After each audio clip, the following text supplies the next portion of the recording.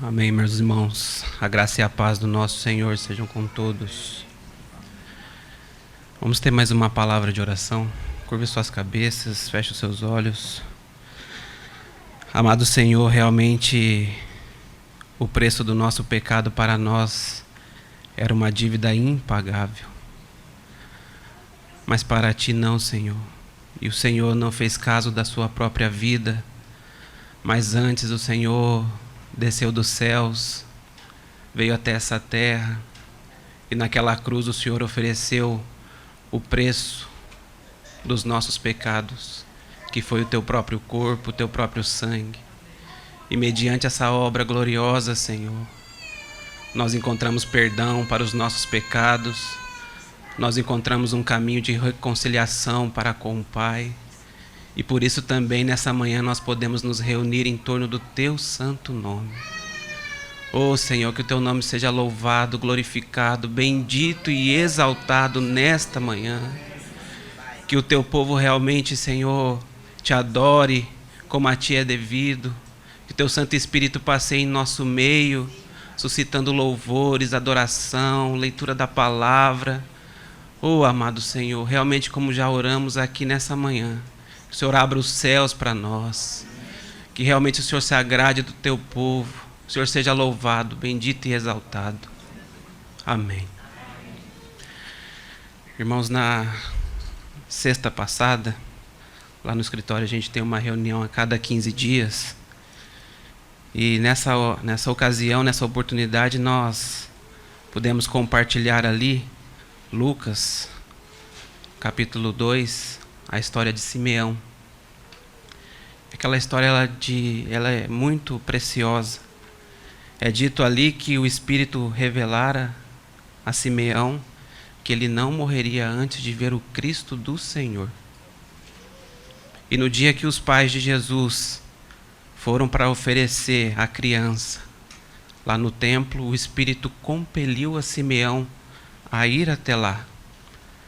Chegando lá, Simeão vê aquela criança, toma ela no colo, e o que ele diz é precioso demais.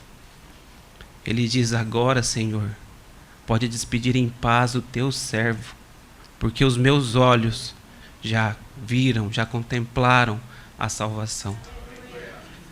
Amados, que nós, nesta manhã, possamos ter os nossos olhos espirituais abertos, para que nós possamos contemplar a salvação, para que nós possamos contemplar a Jesus Cristo e a obra dele.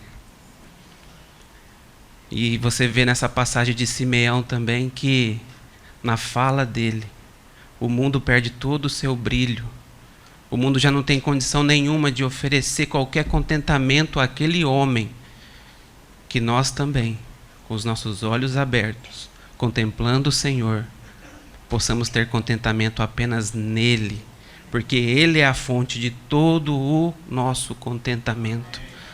Para nós não há nenhum outro lugar onde possamos nos contentar a não ser em Cristo Jesus. Que nessa manhã realmente ele abra os céus para nós e nós possamos contemplá-lo e adorá-lo. Convidar os irmãos a abrir a palavra em Marcos, no capítulo 15, verso 37.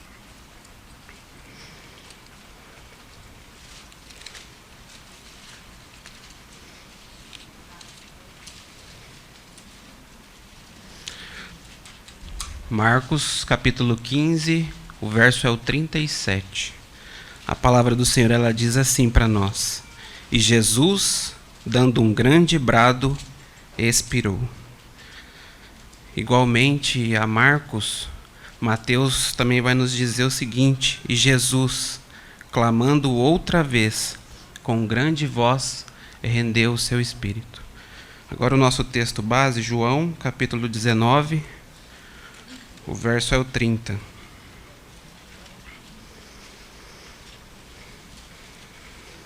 João 19, 30. A palavra diz assim para nós: e quando Jesus tomou o vinagre, disse: está consumado.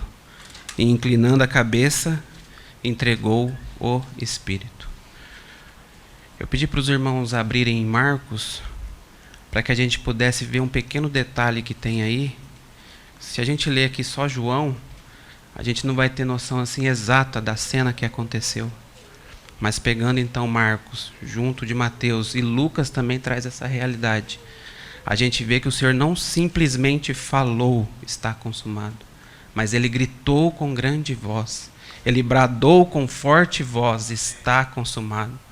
Lucas ainda coloca mais uma fala ali do Senhor, que ele diz: Pai, em tuas mãos eu entrego o meu espírito. Tudo isso foi um grande brado, uma grande voz. Então esse detalhe é importante para nós.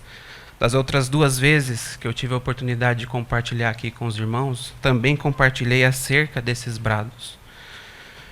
O primeiro, nas 2 últimas oportunidades, né? O primeiro brado que eu compartilhei com os irmãos foi: Pai, perdoa-lhes, porque eles não sabem o que fazem.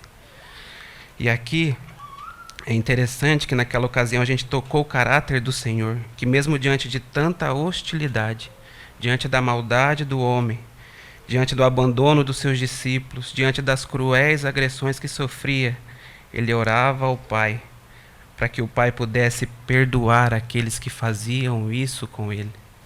Naquela ocasião nós dissemos, e eu volto a repetir, essa oração, ela não foi uma oração específica para aqueles que estavam lá, mas ela é uma oração universal para toda a humanidade de pecadores.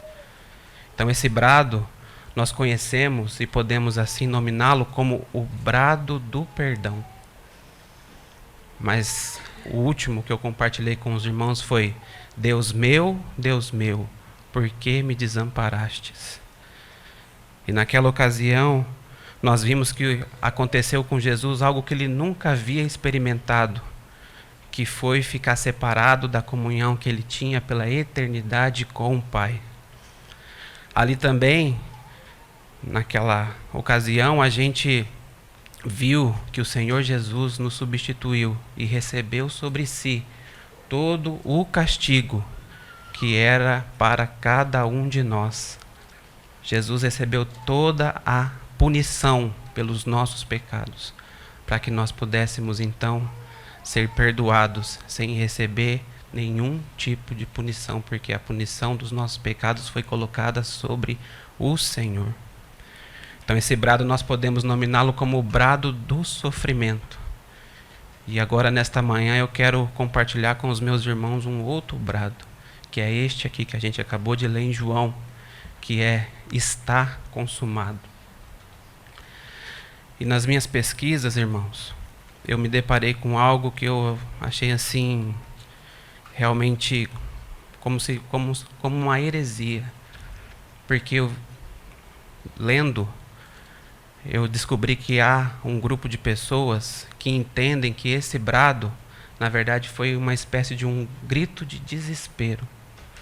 Como se Jesus pudesse falar assim: eu tentei de tudo, mas eu falhei. Então, para mim, isso é uma heresia completa. Há outros ainda que dizem que esse brado foi uma espécie de lamento, aonde Jesus entrega toda essa situação ao acaso, como se ele dissesse: o que tiver de ser, será. Como se ele tivesse tentado fazer de tudo e não tivesse conseguido. Mas eu quero dizer para os meus irmãos que esse grito que nós lemos ali em João, esse brado, está consumado, ele não é um brado de desespero, e muito menos um brado de lamento. A verdade é que esse brado foi um brado de triunfo, um brado de vitória, uma vitória perfeita do Senhor na cruz.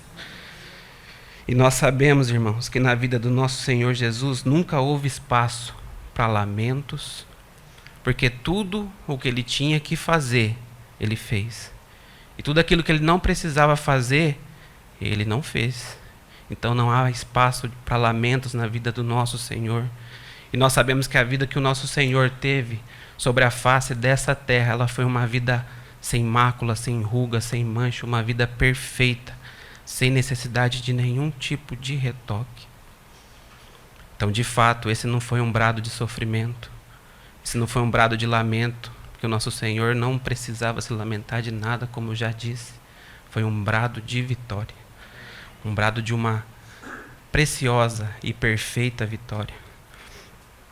E nós conseguimos entender isso melhor se nós olharmos para o significado dessa palavra. Nós sabemos que essa palavra está consumado, que ela no grego ela corresponde a uma única palavra, que é tetelestai.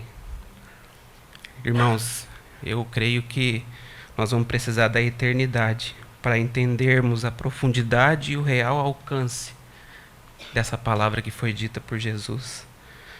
Mas se nós considerarmos o seu uso normal naquela época, nós vamos conseguir tocar em lindas aplicações que nos darão a percepção que esse foi sim um brado de vitória. E dentre alguns significados para essa palavra, tetelestai, eu queria destacar aqui 2 que me saltaram ao coração. O primeiro deles, essa palavra era usada por artistas, mais especificamente por pintores de quadros. E quando ele julgava ter terminado a sua obra, ele dava um passo para trás, para contemplar aquele quadro que ele havia feito. E vendo que não existia necessidade alguma de retoque, ou de arrumar aqui ou ali, ele murmurava, tetelestai, está completo, acabado. E eu creio que o nosso Senhor Jesus, como o mais hábil artista que já existiu, olhando para a sua obra-prima, aquilo que ele havia feito, ele viu que não tinha necessidade de retoque algum. E ele bradou na cruz, tetelestai, está consumada, é perfeita. Esse é o nosso Senhor. Uma outra aplicação para essa palavra que eu achei assim belíssima demais, foi que naquela época, os infratores da lei, eles tinham uma espécie de uma ficha de prisão. Naquela ficha era colocada todas as acusações contra essas pessoas. E essa ficha se chamava escrito de dívida ou cédula de dívida. Depois de cumprirem a pena para aquilo que eles haviam feito, o juiz atualizava aquela ficha, riscava todas as condenações e bem no rodapé ele escrevia tetelestai, está pago, a dívida está paga. Amados irmãos, não tem como não nos apropriarmos disso e dizer que o nosso Senhor Jesus tomou a nossa cédula do pecado, tomou o nosso escrito de dívida e pagou o preço. Dessa forma a gente lembra daquilo que Paulo escreveu lá em Colossenses, e eu queria só que os irmãos me escutassem. E a vós outros, que estáveis mortos pelas vossas transgressões e pela incircuncisão da vossa carne, vos deu vida juntamente com ele, perdoando todos os nossos delitos, tendo cancelado o escrito de dívida que era contra nós e que constava de ordenâncias, o qual era prejudicial, removeu inteiramente, encravando na cruz. Então foi isso que o Senhor fez. Ele pegou o nosso escrito de dívida. Ele pegou, Claire, o seu escrito de dívida. Pegou o seu, irmã Isabel, o seu, Murilo. Riscou, escreveu tetelestai e cravou na cruz. E qual que foi o preço, irmãos? O sangue dele. O corpo dele, entregue naquela cruz por nós. Como não adorar um Senhor tão maravilhoso quanto esse? Nós não tínhamos esperança, mas ele veio renovar as nossas esperanças. Agora sim nós temos esperança, e a nossa esperança é Cristo e nada mais. Está consumado, foi o que o Senhor disse ali. E os antigos gregos orgulhavam-se de serem capazes de dizer muitas coisas falando pouco. Na verdade, para eles a perfeição em oratória era dar um mar de conhecimento numa gota de linguagem. Muito interessante isso.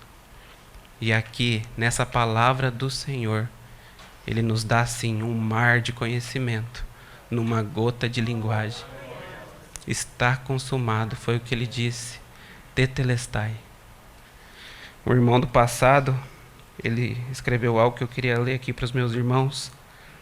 Ele disse assim: ao som dessas palavras, ouvem-se algemas rebentando, e paredes de prisões caindo, barreiras altas como o céu são derrubadas, e portões trancados por milhares de anos, outra vez se movem em seus gonzos.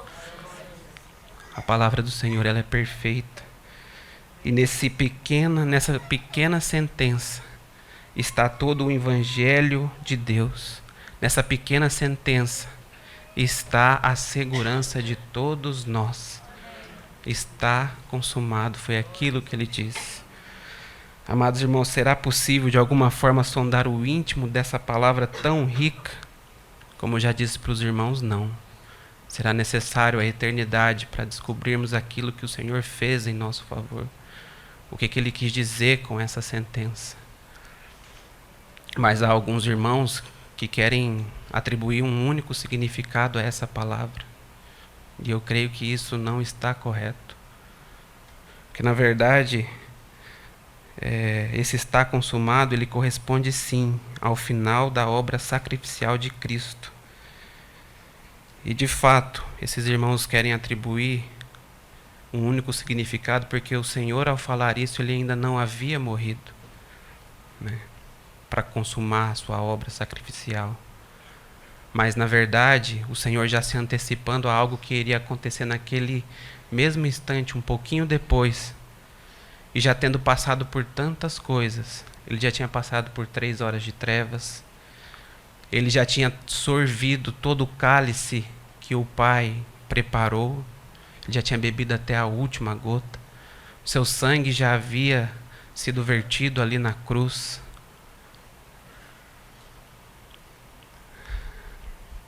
É realmente maravilhoso. Ele já tinha sofrido todo o preço dos nossos pecados. Então ele já antevendo a sua morte, ele já antecipa e dá esse brado: está consumado. E como eu disse, ele não pode ser aplicado apenas a um único significado, ele é abrangente demais. A eternidade vai ser pouca para a gente poder compreender o significado dessas palavras de Cristo Jesus. Mas nós podemos tocar sim em alguns dos motivos pelos quais ela foi pronunciada. E é o que nós faremos agora. Quero tocar com os irmãos em alguns dos motivos pelos quais elas foram pronunciadas. E o primeiro motivo é o cumprimento de toda a profecia a respeito de sua encarnação e morte. Quando nós olhamos para o Antigo Testamento, nós vemos que há várias profecias sobre o nascimento de Jesus e a sua morte. As mais conhecidas são Isaías 7,14, onde fala ali a respeito do nascimento de Cristo através de uma virgem. Nós temos também Isaías 9,6, que fala do nascimento de Cristo, que é a luz para um povo que estava em trevas. A gente também já conhece Salmos 22, que detalha de forma surpreendente a morte de Cristo Jesus, com riqueza de detalhes. Temos também Isaías 53, que fala da morte de Cristo Jesus, o servo sofredor do Pai. Todas essas promessas, todas essas profecias, elas foram totalmente, cabalmente completas. Só que restava uma profecia ainda a se cumprir, que é a de Salmo 69, 21, que diz assim: deram-me fel por mantimento, e na minha sede me deram a beber vinagre. E João nos diz que Cristo, tendo sede, ele bradou, né? Tenho sede.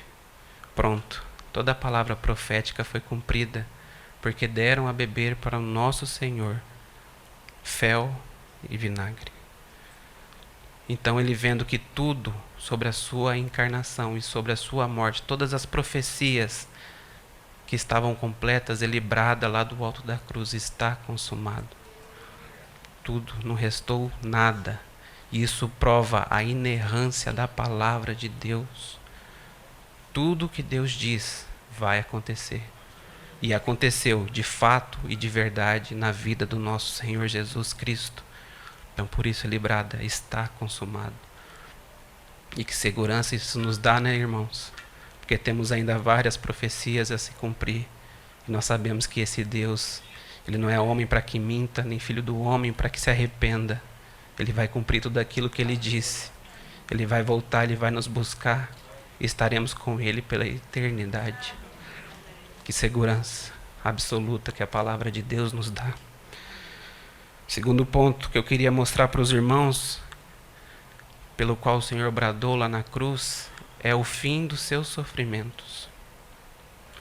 Amados irmãos, desde que o Senhor Jesus nasceu aqui nessa terra, se encarnou, Ele tem diante de si a cruz. Ele nasceu condenado à morte. E talvez passe na tua cabeça que nós também nascemos condenados à morte. Mas diferente do nosso Senhor Jesus, nós temos um véu posto sobre esse momento. Nós não sabemos quando, de que forma que vai acontecer. Mas o Senhor Jesus, Ele sabia. E Ele tinha isso sempre diante de si. Ele falou várias vezes isso com os seus discípulos. Quando Nicodemo chegou para ele, ele falou da necessidade de ser levantado da terra, para que pudesse atrair a muitos.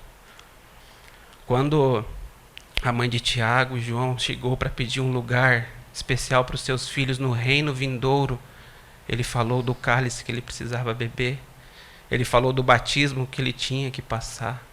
Então essa expectativa terrível da cruz estava sempre diante dos olhos dele. Ele vivia com isso diariamente. Então era um sofrimento, era uma angústia para ele. Tanto é que nós vemos lá no Getsemane ele suar sangue, na expectativa de não poder chegar naquela cruz, de morrer antes de tamanha agonia. E ele soa sangue, mas ele chegou naquela cruz. Ele foi açoitado, ele foi cuspido, foi colocado sobre ele uma coroa de espinhos. Bateram nele, machucaram demais ele, deram uma cruz pesada para que ele carregasse. Então todo esse foi o sofrimento de Cristo Jesus. E ao chegar ao fim, ele brada, está consumado. E meus irmãos, agora não há mais para o nosso Senhor ignomínia, vergonha, não há mais dor, não há mais afastamento do Pai, daquela comunhão que ele tinha eternamente. Agora ele, de uma vez por todas, está sentado à destra do Pai, governando esse universo, e não será mais necessário que ele passe por isso. Então, essas palavras marcaram o fim dos seus sofrimentos. Está consumado. Foi o que ele disse, tetelestai. O terceiro que eu queria compartilhar com os meus irmãos é que o objetivo da encarnação ele é alcançado. Nós sabemos que as Escrituras ela atribui uma obra específica para cada pessoa da Trindade. E a obra de Cristo era exatamente essa, a obra redentora. E ele, tendo recebido esta obra do Pai, veio até essa terra como um filho obediente que é, se encarnou, e tinha sempre diante dele a necessidade de fazer essa obra. Tanto que por diversas vezes nos evangelhos ele diz, uma obra eu tenho para fazer, e eu estou fazendo, que é a obra do meu Pai. Lá em João 17, na sua oração sacerdotal, ele fala que glorificou o Pai através da obra dele. Então, quando ele lá na cruz brada, ele realmente diz, Pai, a tua obra está completa. Eu fiz tudo o que o Senhor me pediu para fazer. Tudo de uma forma perfeita. Tudo de uma forma sem retoque, sem necessidade de colocar um ponto sequer. Porque o nosso Senhor, Ele é perfeito. Ele é maravilhoso. Então esse foi mais um dos motivos. E um outro motivo que eu queria trazer aqui para os meus irmãos é a realização da expiação e o perdão dos nossos pecados.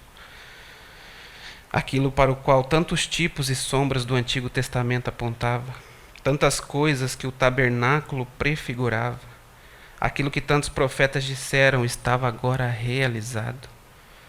Uma cobertura para o pecado e a sua vergonha, tipificada pelas túnicas de pele com as quais Deus vestiu Adão e Eva, agora foi fornecida em Cristo.